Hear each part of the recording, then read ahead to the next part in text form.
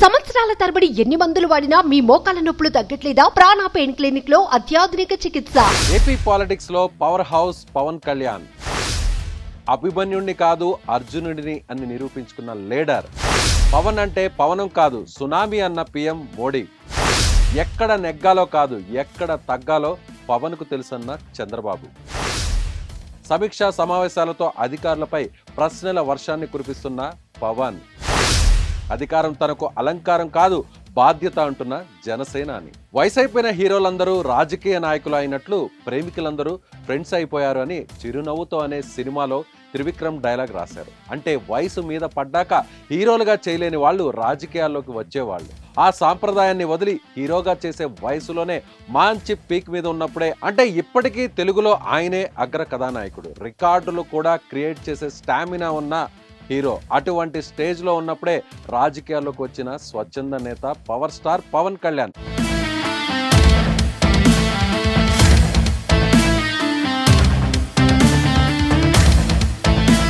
Power అంటే current కాదు, అది అద్వితీయమైన శక్తి. సినిమాల్లో కూడా చిరంజీవి తమ్ముడుగా వచ్చిన తనకంటూ ప్రత్యేక అభిమాన గణాన్ని సంపాదించుకున్న వ్యక్తి. చిరంజీవి తమ్ముడు అనడం మానేసి చిరంజీవికి తగ్గ తమ్ముడు అనేలా మారిన శక్తి అతడు. 2014లో జనసేన పార్టీ స్థాపించి ఆనాడు ఆంధ్రప్రదేశ్లో జరిగిన ఎన్నికల్లో బీజేపీ టీడీపీ కూటమికి మద్దతిచ్చి వారి విజయంలో కీలకంగా మారారు పవన్ కళ్యాణ్. ఆ తరువాత అంటే 2019 ఎన్నికల్లో జనసేన ఏ పార్టీతో పొత్తు లేకుండా ఒంటరిగా పోటీ చేసింది. అదే నాటి వైసీపీ అధికారంలోకి వచ్చేందుకు వీలు పడిందని విశ్లేషకులు గట్టిగా చెప్పారు. ఆనాటి ఓటమి నుంచి పాఠాలు నేర్చుకున్న పవన్ తాను అభిమన్యుడిని కాదు అర్జునుడిని అని నిరూపించుకున్నారు. 2024 ఎన్నికల్లో పోటీ చేసిన 21 ఎమ్మెల్యే 2 ఎంపీ సీట్లలో విజయం సాధించడం అంటే ఎంతటి నేర్పు, సీట్ల ఎంపికలో కూర్పు ఉండాలి. పవన్ అంటే ఆవేశపరుడు, ఊగిపోతూ మాట్లాడతాడు అనే వాళ్ళ నోళ్లు మూతపడేలా వ్యవహరించి విజయం అంటే ఇది అనేలా చూపించారు పవన్ కళ్యాణ్. సినిమాల్లోనే కాదు రాజకీయంలోనూ ఉన్నత స్థానానికి చేరుకున్నారు. ప్రజలపై, సమాజంపై, రాష్ట్రంపై పవన్ కున్న డెడికేషన్ కు 40 ఏళ్ల రాజకీయ అనుభవం ఉన్న సీఎం చంద్రబాబు కూడా మంత్రముగ్ధులయ్యారు. ఎక్కడ నెగ్గాలో కాదు ఎక్కడ తగ్గాలో తెలిసిన వ్యక్తి పవన్ కళ్యాణ్ అంటూ నిండు సభలో కొనియాడారు చంద్రబాబు. అందుకే పవన్ కు మాత్రమే డిప్యూటీ సీఎం పదవినిచ్చి ప్రత్యేకతను చాటుకున్నారు. అంతేకాదు అన్ని ప్రభుత్వ కార్యాలయాల్లోనూ తన ఫోటోతో పాటు సమానంగా పవన్ కళ్యాణ్ ఫోటోను కూడా పెట్టాలని హుకుం జారీ చేశారు. తన తండ్రిని జైల్లో పెట్టిన కష్టకాలంలో వచ్చి అండగా ఉంటానని భరోసా ఇచ్చిన పవన్ కళ్యాణ్ కాళ్లకు నమస్కరించారు నారా లోకేష్. తనకు సినీ పరిశ్రమలో బాటలు వేసి జీవితాన్ని కల్పించిన అన్న మెగాస్టార్ చిరంజీవి కాళ్ల మీద పడి నమస్కరించారు. మంత్రిగా ప్రమాణ స్వీకారం చేసిన వెంటనే అది పక్కనే ఉండి చూసిన రజనీకాంత్ వావ్ శభాష్ అన్నట్టుగా సంకేతం ఇచ్చారు. పవన్ అంటే పవనం కాదు సునామీ అంటూ సాక్షాత్తు పీఎం నరేంద్ర మోదీనే ప్రకటించారు.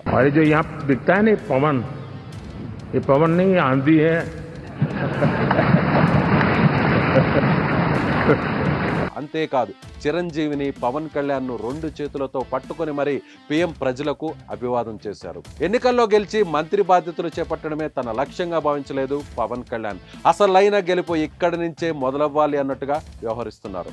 పదవి నాకు అలంకారం కాదు బాధ్యత అని చెబుతున్నారు. తాను చేపట్టిన పంచాయతీరాజ్, గ్రామీణాభివృద్ధి, అటవీ, సైన్స్ అండ్ టెక్నాలజీ శాఖల గురించి వరుసగా సమీక్షా సమావేశాలు నిర్వహిస్తున్నారు. ముఖ్యంగా పంచాయతీరాజ్ శాఖలో నిధుల వినియోగం, మళ్లింపుపై అధికారులపై ప్రశ్నల వర్షం కురిపిస్తూ ప్రజాప్రతినిధికి నిలువెత్తు నిదర్శనంగా నిలుస్తున్నారు.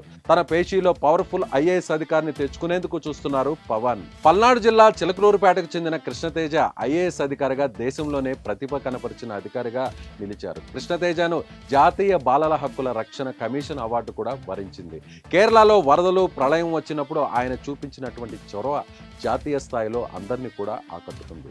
ఆ సమయంలో కృష్ణతేజ అలపి జిల్లా సబ్ కలెక్టర్ గా ఉన్నారు. అటువంటి అధికారి తనకు ఉంటే బాగుంటుందని భావించారు డిప్యూటీ సీఎం పవన్ కళ్యాణ్. తన బాధ్యతల విషయంలో కృష్ణతేజ చాకచక్యం ఉపయోగపడుతుందని గట్టిగా నమ్మకంతో ఉన్నారు. కృష్ణతేజను తన ఓఎస్డీగా నియమించుకోవాలని పవన్ కళ్యాణ్ పట్టుదలతో ఉన్నారు. పవన్ కళ్యాణ్ కు రాజకీయ అనుభవం లేకపోయినా మంచి చేయాలనే తపన ఉంది. ఆ గొప్ప లక్షణంతోనే తెలివిగా చక్కగా అడుగులు వేస్తున్నారు. అందుకనే హోంశాఖ వంటి పవర్ఫుల్ శాఖలను కాకుండా గ్రామాలను అభివృద్ధి చేయాలని, రైతులకు మంచి చేయాలనే ఉద్దేశంతో గ్రామీణాభివృద్ధి, పంచాయతీరాజ్, అటవీ వంటి శాఖలకు మంత్రిగా వ్యవహరిస్తున్నారు. ఇప్పటి వరకు సాధించింది ఒక లెక్క, ఇప్పటి నుంచి సాధించబోయేది మరో లెక్క అంటూ ముందుకు సాగుతున్న డిప్యూటీ సీఎం పవన్ కళ్యాణ్ కు ఆల్ ది బెస్ట్ చెబుతుంది సుమన్ టీవీ.